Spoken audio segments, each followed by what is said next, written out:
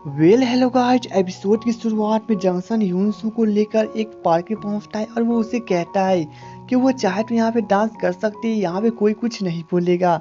अब ह्यूनसू उसे कहती है कि सच में वो पागल है और उसे मना करती है और वहाँ से जाने लगती है। तब जंक्शन उसका पीछा करता है जिसके बाद वे दोनों अपने घर के एरिया में पहुँचते हैं और वहाँ पे वे दोनों एक दूसरे को बाय कह के अपने अपने रास्ते चली जाती हैं। अब नेक्स्ट सुबह जब ह्यूनसू काफी देर सोई होती है तो उसकी बहन उसे उठाती है और कहती है कि उसे सबसे पहले बाहर जाके कचरे फेंकना चाहिए।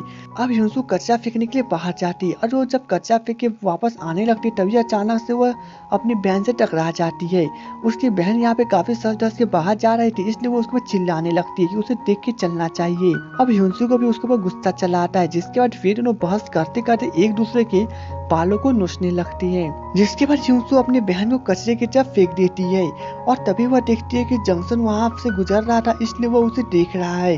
अब ह्यूनसू जंक्शन को हाई कहती है और उसे बताती है कि वो उसकी बहन है जो कि गलती से यहाँ पे गिर गई है और बस वही इसे लेने के लिए आई है। तब जंक्शन उसे बाय कह के वहाँ से चला जाता है।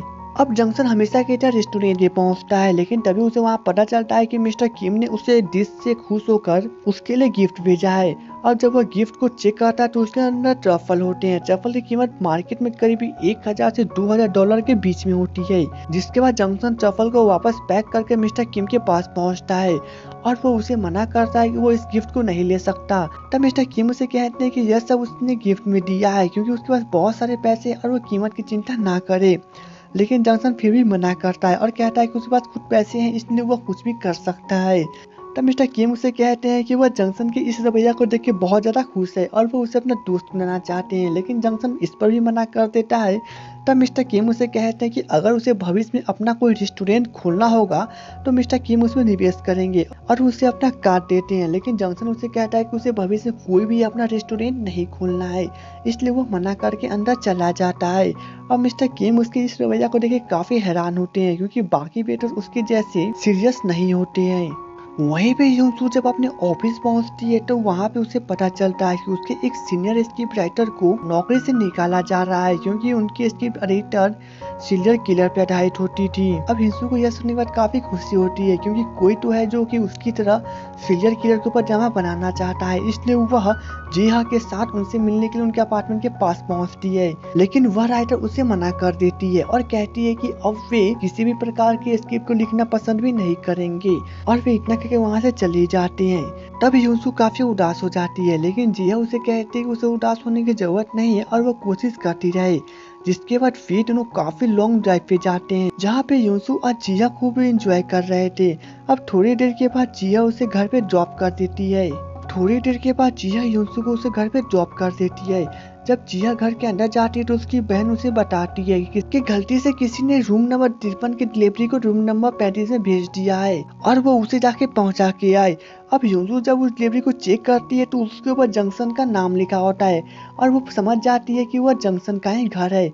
जिसके बाद वह उसके ईमेल एड्रेस पे कांटेक्ट करके उसे मैसेज करती है कि वो उसे मिलने के लिए उसे घर पे आ रही है। जिसके बाद ह्यूनसू जंक्शन के घर पे पहुंचती है। तब जंक्शन उसका बाहर ही इंतजार कर रहा था और वह उसे सब कुछ बताती है कि इस प्रकार से रूम नंबर 35 का डिलीवरी गलती से रूम नंबर 53 में चला आया है। तब जंक्शन उसे कहता है कि अब वो इतनी दूर आई है तो उसे कम से कम डिनर करके जाना चाहिए। जिसके बाद वे दोनों डिनर करने के लिए घर के अंदर जाते हैं। वहाँ पे ह्यूनसू जंक्शन के घर देखे काफी हैरान होती है क्योंकि उसके घर में काफी सारे प्लांट्स होते हैं जिसे जंक्शन ने रोप के रखे थे और वे दोनों वहाँ पे काफी ड्रिंकिंग करते हैं और साथ में डिनर करते हैं और वहाँ पे वे दोनों एक दूसरे के साथ काफी देर तक बातें करते हैं। थोड़ी देर के बाद जब ह्यूनसू घर पे पहुंचती है तब वहाँ पे उसके मॉम और डैड जो कि बाहर घूमने के लिए गए हुए थे वे लोग वापस आ चुके थे। अब से नेक्स्ट डे पे जाता है जहाँ पे जंक्शन हमें बहुत खुश दिखाई देता है और वो मन ही मन बहुत मुस्कुरा रहा है क्योंकि कल उसने ह्यूनसू के साथ डिनर किया था। अब एक्सरसाइज खत्म करने के बाद जंक्शन जब अपने घर की ओर जा रहा था तभी उसके से वहाँ पर पे फोन पे पड़ती है। जिसके बाद वो ह्यूनसू को कॉल करता है। वहीं पर वो ह्यूनसू को देखते हैं जो कि सफाई कर रही थी। तब वो जॉनसन का कॉल को रिसीव करती है। अब जंक्शन उसे गुड मॉर्निंग कहता है। तब ह्यूनसू काफी हैरान होती है कि उसके पास उसका नंबर कैसे आया। तब जंक्शन उसे कहता है कि वो नंबर के बारे में भूल जाए, वो तो चाहता है कि वो सिर्फ ह्यूनसू के साथ डिनर करे। तब ह्यूंसू उसे कहती है कि उसके पास आज दिन भर टाइम नहीं है, इसलिए वह शाम को उसके साथ डिनर पे चलेगी। अब ह्यूंसू अपने ऑफिस पहुंचती है, जहां पे वो अपने काम को जल्दी कंप्लीट करके अपने बॉस से छुट्टी मांगती है। तब उसकी बॉस उसे पूछती है कि वो इतनी जल्दी कहाँ जा रही है। तब ह्यूंसू उन्हें बताती है कि उसे एक बहुत ही अर्जेंट काम है, इसलिए उसे आज छुट्टी चाहिए। ह्यूंसू झूठ बोल के छुट्टी तो ले लेती है, जिसके बाद वो एक मॉल में पहुंचती है। तब जॉनसन उसके पास 2 टिकट लेके आता है और उसे कहता है कि वो डिनर से पहले उसके साथ घूमना चाहता है। जिसके बाद ये दोनों लवली कपल सियोल के गाँव में घूमने के लिए चली जाती है। जिसके बाद ये दोनों लवली कपल सियोल के गांव में काफी अच्छी तरह से एंजॉय करते हैं और वहाँ पे वे दोनों काफी खेत खलियान में घूमते हैं। अब रात को वे दोनों डिनर भी करते हैं, जहाँ पे वे दोनों काफी खुश दिखाई देते हैं और उन दोनों के बीच काफी सारी बातें होती है। अब जब वे दोनों बस पकड़ने के लिए बस स्टॉप पे पहुँचते हैं, तभी उन लोगों को पता चलता है कि बस स्ट्राइक चालू हो चुका है और वहाँ पे हड़ताल होने के कारण कोई भी बस वापस सियोल की तरफ नहीं जाएगी।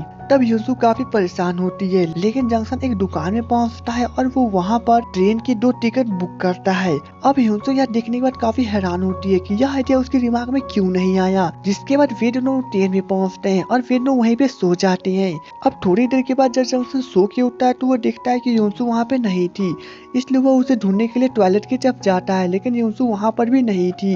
अब जंक्शन थोड़ा सा घबरा जाता है, लेकिन तभी उसकी नजर वहाँ पर ट्रेन के गेट के सामने पड़ती है, जहाँ पे ह्यूंसू बाहर की नजारा को देख रही थी।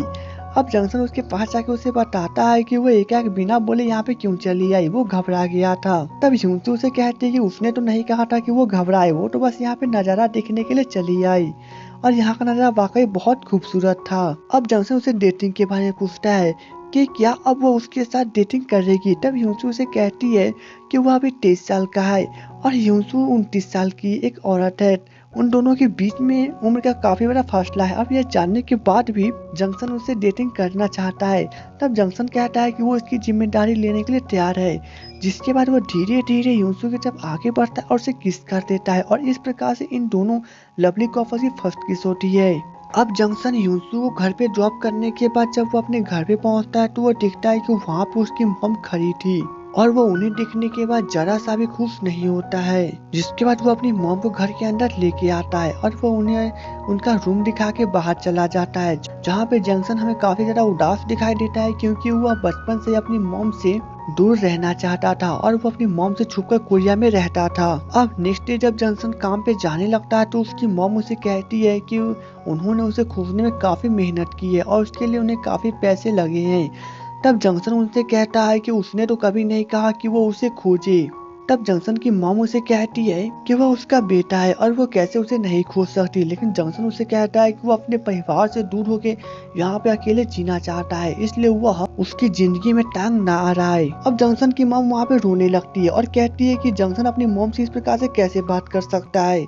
वहीं पे हम लोग ह्यूंसू को देखते हैं। जब वो अपने ऑफिस पहुंचती है तो उसकी बॉस उसे बताती है कि उसे ऑफिस से निकाल दिया गया है, क्योंकि कल उसने इस्तीफा दे दिया था। अब ह्यूंसू उसे कहती है कि उसने कोई भी इस्तीफा नहीं दिया था। तो उसकी बॉस उसे कहती है कि कल उसने ही कहा था कि उसे छुट्टी चाहिए, इसलिए उसके बॉस ने उसे हमेशा के लिए छुट्टी दे दिया। अब ह्यूंसू यह सुनने के बाद काफी परेशान होती है, क्योंकि उसकी बॉस उससे हमेशा नफरत करती थी और उसने मौका देखते हैं उसे ऑफिस से निकाल दिया है। अब ह्यूंसू यह सुनने के बाद पूरी तरह से टूट जाती है और वह लिफ्ट में जाकर रोने लगती है, क्योंकि यह जॉब ही उसकी आखिरी उम्मीद थी, जिसकी मदद से वो अपने सभी सपनों को पूरा करना चाहती थी और वो अपने डांसिंग के सपनों को ऊंचाई देना चाहती थी।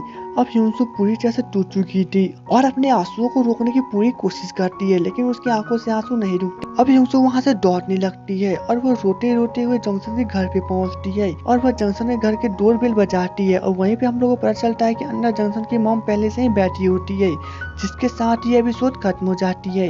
अब जंक्शन की मॉम ह्यूंसू को देखेगी तो उससे क्या रिएक्शन होगा, वहीं पे जंक्शन कहाँ पे है और उसे ह्यूंसू की नौकरी के बारे में जब पता चलेगा तो क्या रिएक्शन होगा, ये तो हमें नेक्स्ट एपिसोड में पता चलेगा। तो दोस्तों, जिन लोगों ने मेरे चैनल को सब्सक्राइब करके रखा है उसके लिए थैंक्स, और जिन लोगों ने नहीं किया वो लोग आराम से कर लीजिएगा, कोई भी आफत नहीं आ रही है। तो चलिए दोस्तों, मिलेंगे नेक्स्ट वीडियो में, तब तक के लिए goodbye and take care.